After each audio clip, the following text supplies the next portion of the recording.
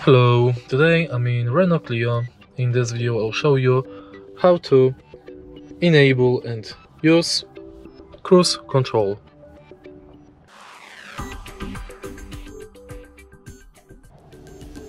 In the beginning, let's take a look in the center of the car.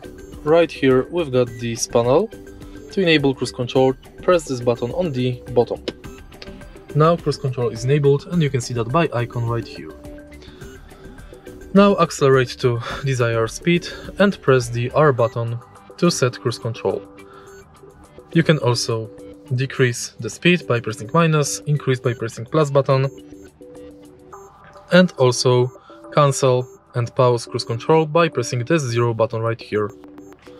To disable cruise control, set this panel to medium position. And that's it. If you find this video helpful, please leave like, comment and subscribe.